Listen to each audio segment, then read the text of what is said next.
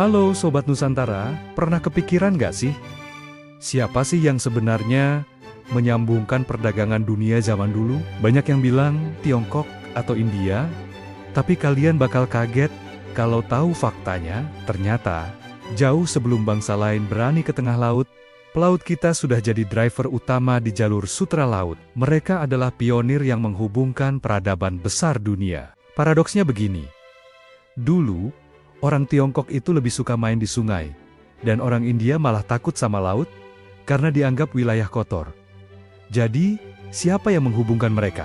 Ya, nenek moyang kita. Di episode kali ini, kita bakal bongkar habis kehebatan maritim Nusantara yang sering dilupakan sejarah. Siap-siap bangga, karena kita adalah bangsa pelaut.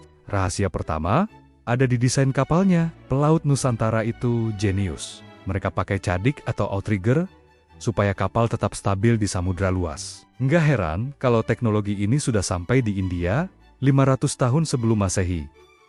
Cek deh layarnya, sangat fleksibel. Bisa dinaik turunkan dengan gampang. Dan haluannya bisa diputar mengikuti arah angin. Ini adalah desain kapal paling berpengaruh di dunia pada masanya. Bahkan sejak 2000 tahun sebelum Masehi. Catatan Mesir kuno sudah menyebut adanya rempa-rempa yang kemungkinan besar di bawah pelaut kita. Bayangkan, ribuan tahun lalu kita sudah ekspor cengkeh sampai ke Mesopotamia. Materialnya juga nggak main-main. Kita pakai kayu jati yang super kuat. Kapal-kapal ini dibangun untuk bertahan dari badai di Laut Jawa sampai ke Samudra Hindia. Masuk ke zaman kerajaan, ada yang namanya Jung Jawa.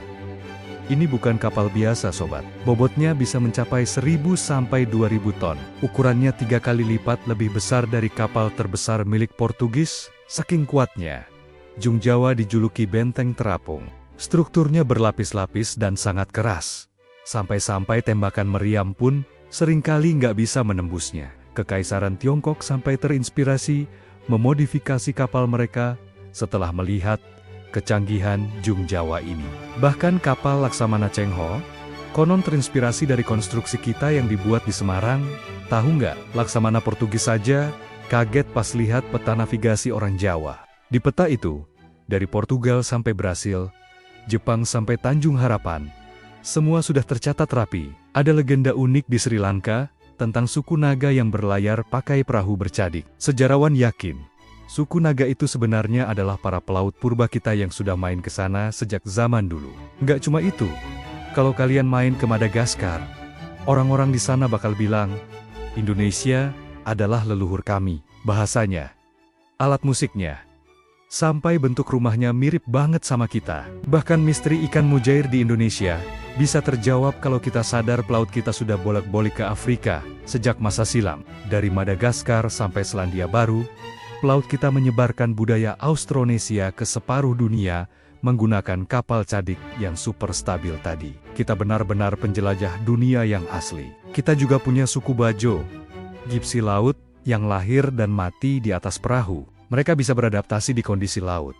Apapun bener-bener menyatu dengan samudra. Geser ke Makassar, ada kapal pinisi yang legendaris. Sejak tahun 1700-an, pelaut Makassar sudah rutin berlayar ke Australia Utara untuk mencari teripang. Hubungannya manis banget. Mereka barter dengan suku aborigin secara damai, nggak menjajah. Suku aborigin bahkan merasa sedih banget pas pelaut Makassar dilarang datang lagi oleh kolonial. Sampai sekarang, jejak pelaut Makassar masih ada dalam nyanyian dan legenda suku aborigin di sana.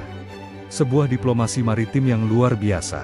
Sayangnya, kejayaan ini sempat meredup saat kolonial melarang orang Jawa bikin kapal besar di atas 50 ton. Tradisi maritim kita sengaja diputus supaya kita nggak kuat lagi di laut.